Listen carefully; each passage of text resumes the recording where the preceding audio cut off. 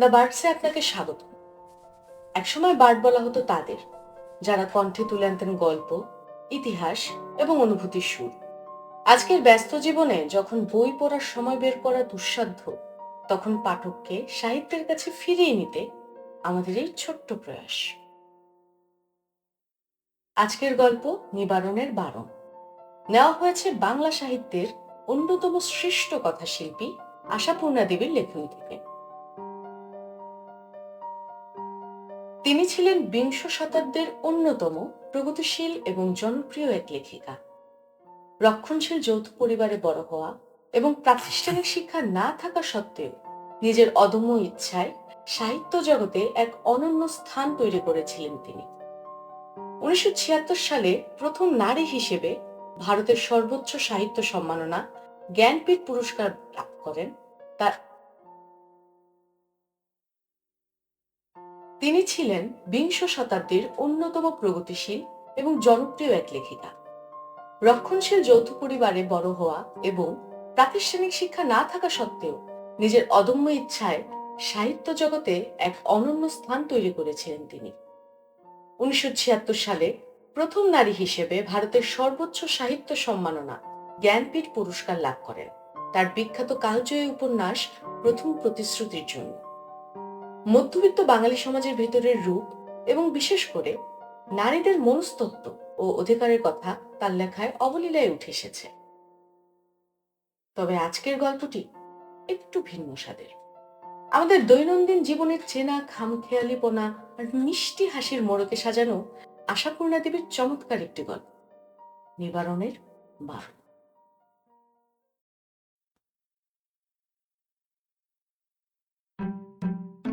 নিবারণ উকিল হরকালী বাবুর পুরনো বন্ধু। কেউ কারোর পরামর্শ ভিন্ন সহজে কিছু করেন না। নিবারণ নাম করা উকিল, আর যুদ্ধের বাজারে হরকালী দোস্তর মতো ফেপে উঠেছেন। অতএব কারোরই অপরের কাছে টাকা ধার করতে হয় না, কাজেই বন্ধু বিচ্ছেদ ঘটাবারও কোনো কারণ ঘটেনি। সকালবেলা ডাক পড়তেই নিবারণ এসে হাজির। রাস্তা থেকেই হাঁক পাড়তে পাড়তে আসে। কিবা কি খবর? সকালবেলা জরুরি তলব কেন? আষাঢ়ের অমাবস্যার মতো মুখ নিয়ে হরকালী বললেন, আমি উইল করব। নিবারণ তো আকাশ থেকে ডিগবাজি খেলেন। উইল করবে? উইল করবে কিরকম? খামাখা উইল করবো মানে কি? কিসের উইল? একসঙ্গে দুটো চারটে প্রশ্নের উত্তর দেবার ক্ষমতা সকলের থাকে না নিবারণ। একে একে বলো। আরে একে একেই তো বলছি। বলি হঠাৎ রাত পুয়ে উইল করবার কুমতলব কেন? সে তুমি সুই বলো আর কুই বলো, মন আমি স্থির করেছি নিবারণ। আমার বিষয় সম্পত্তি সমস্ত রামকৃষ্ণ মিশনে দান করে কাশিবাসী হব। বিষয় মিশনে দেবে মানে? আর তোমার ছেলেরা? সব বেটাকেই ত্যায্য পুত্র করবো, বুঝলে নিবারণ? এক দেড় থেকে সব কটাকে। বড় কে? হঠাৎ? তা হঠাৎই বলতে পারো, কিন্তু আবার হঠাৎ বলাও চলে না। আমি অনেক সহ্য করেছি বুঝলে, কিন্তু আর না। তুমি বন্ধু মানুষ, তোমায় বলতে বাধা কি? ছেলে তিনটি আমার এক একটির ধনুর্ধর, বুঝলে? যেমন পাজি তেমনি গোয়ার, উড়নচণ্ডে আর বেয়াদবের এক শেষ। এক ফোঁটা মানে না আমাকে, এক ফোঁটা না। বলে কি না দেশের কাজ করবে। শুনেছো কথা নিবারণ, শুনেছো? দেশের কাজ করতে যাবি কি দুঃখে, তাই বল? তোদের মনে করে পায়ের উপর পা দিয়ে বসে খেয়ে জীবনটা কেটে যাবে। তোদের এই উঞ্চবৃত্তি কেন রে বাবা? কিন্তু চোরা না শুনে ধর্মের কাহিনী সেই ছোট লোকের মতন ওই ওই করে বেড়াচ্ছে।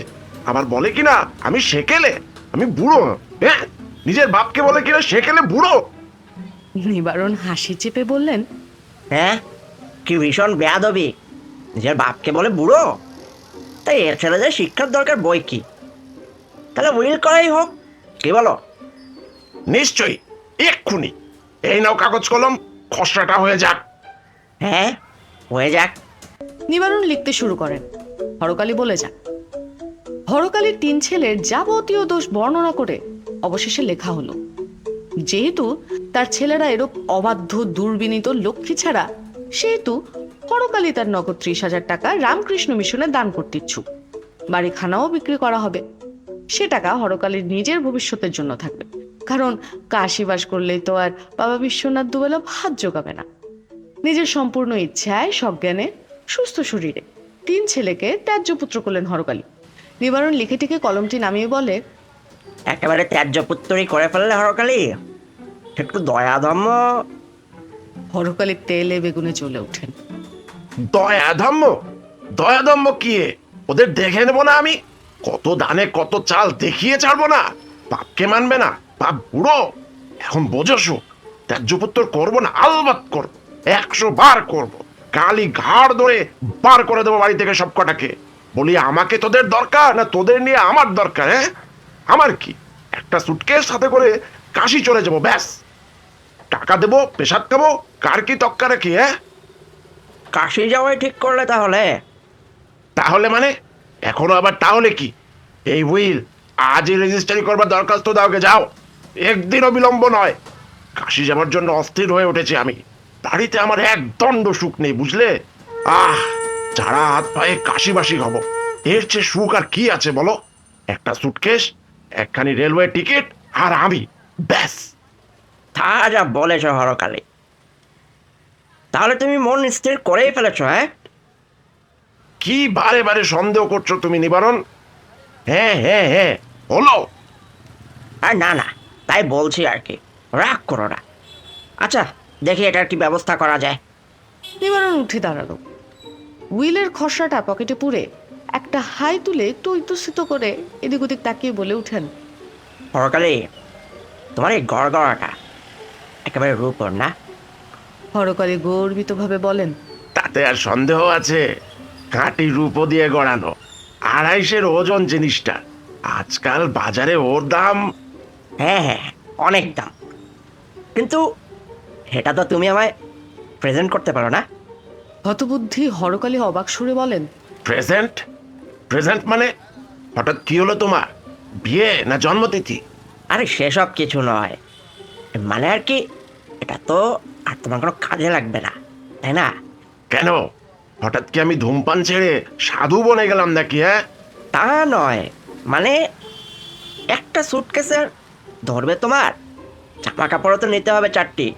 তাছাড়া এই আমারও ওটার উপর অনেক দিনের লোভ কিনা। কি বললে? অনেক দিনের লোভ? হুম, হরকালী গম্ভীরভাবে নিবারণের দিকে তাকান। আমার এই শখের জিনিসটির উপর তোমার অনেক দিনের লোভ, কেমন? বেশ, তাহলে নিও। নিয় কথাটির মধ্যে যে সুটি, সেটি মোটেই বন্ধু বাৎসল্যের সুর নয়। তবু নিবারণ সুযোগ ছাড়েন না। গড়গড়ার উপর থেকে কলকাতা নামে গড়গড়াটা হাতে করে। ও কি, ওটা তুমি এক্ষুনি নিয়ে যাচ্ছ নাকি? হ্যাঁ, নিলামি যখন, ওই মানে দিলেই যখন আর কি। আচ্ছা হরকালী, বাড়ি তো বেঁচেই যাবে না? তোমার এইসব ফার্নিচার টার্নিচার মেলাই তো করে ফেলেছ। গড়গড়ার ব্যাপারে বেশ একটু তেতে ছিলেন হরকালী। বিরক্তভাবে বললেন, ওসব নিয়ে মাথা ঘামাবার দরকার নেই, জাহান নামে যোগ সব, বুঝলে? তা তো বুঝছি, মানে তোমার ওই উড়নচণ্ডে লক্ষ্মী ছাড়া ছেলেগুলোর হাতে পড়লে জাহান নামে ছাড়া আর কোথায় যাবে বলো? হরকালী ক্রুদ্ধ কণ্ঠে বলেন, আমার ছেলেদের সমালোচনা করতে তোমায় ডাকিনি নিবারণ। আরে ভাই, বন্ধু মানুষ তুমি, তাই এত ভাবনা। আমি বলি কি হরকালী, কাশি যাবার আগে সব বেচে দাও না। ও সে পুরো দাম কি আর পাবে? শিখিয়ে দাও, যা পাও এই ধরো না কেন, ওই আমি তো নিয়ে নিতে পারি। সত্যি কথা বলতে কি হরকালী, রোজগার করি বটে, তোমার মতন এত সাজানো গোছানো ফিটফাট বাড়ি আমার নয়, বরং জিনিসগুলো পেলে। তোমার বাড়িটা সাজানো হয় কেমন? হরকালীর কণ্ঠে বিদ্রুপের আভাস। নিবারণ একগাল হেসে বলেন, সে যা বলেছ, বিশেষ করে তোমার এই বুককেসগুলো পেলে কি সুবিধেই না হয়। বরাবরই ওগুলোর উপর একটু ঝোঁক আছে আমার, বুঝছো? তো তোমার যখন আর কাজে লাগছে না, মানে আমার বৌমারা বলেন ও বাড়ির জ্যাঠামশাইয়ের বাড়ি কেমন সুন্দর, আরশি বসানো আলমারি গাদা, আমাদের নেই। এইবার তাদের খেদ মিটলো, তাহলে মোটামুটি একটা দর দিয়ে ফেলো হরকালী।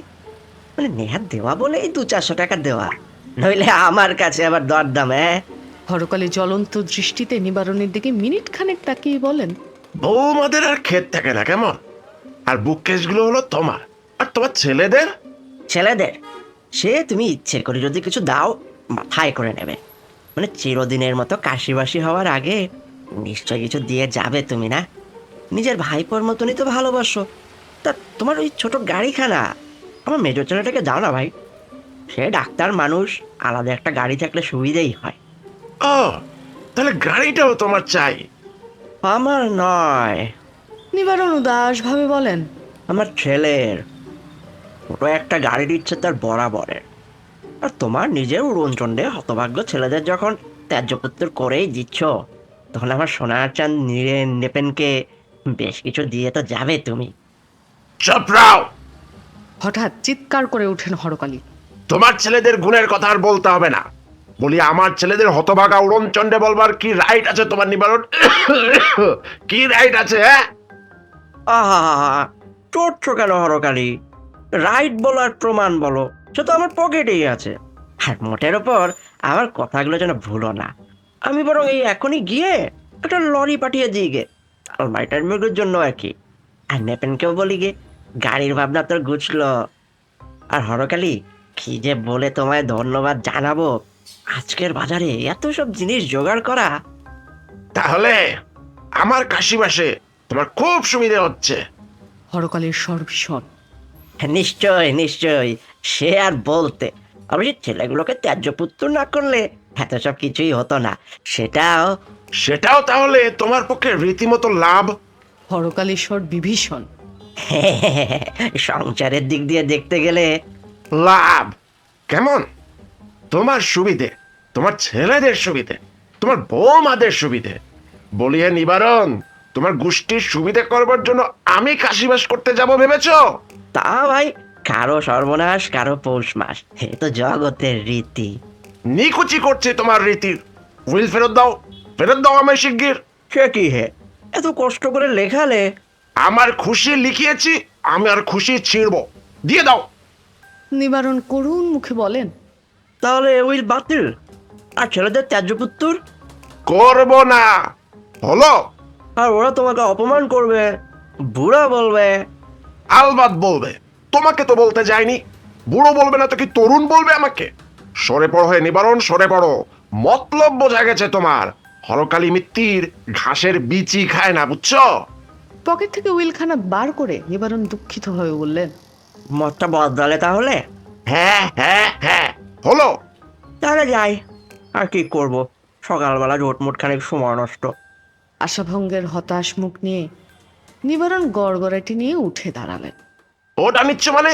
রেখে দাও, রেখে দাও। যেমন ছিল ঠিক তেমন করে রেখে দাও। হ্যাঁ হ্যাঁ, কলকে বসিয়ে দাও। ব্যাস, যেতে পারো তুমি এবার নিবারণ। কাশিবাসও তাহলে? করব না, আমি কাশিবাস করব না, হয়েছে। খুব দামের ভেবেছিলে না? এখন এইটি নাও।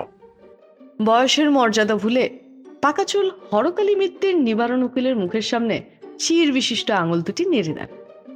নিবারণ কি খুব বেশি অবস্থ হয়ে গেলেন? অবার তো কথা, কিন্তু হলেন কই।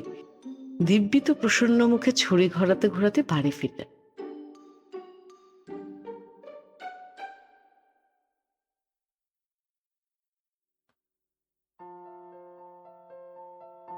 শুনছিলেন আশাপূর্ণা দেবীর গল্প নিবারণের বারো।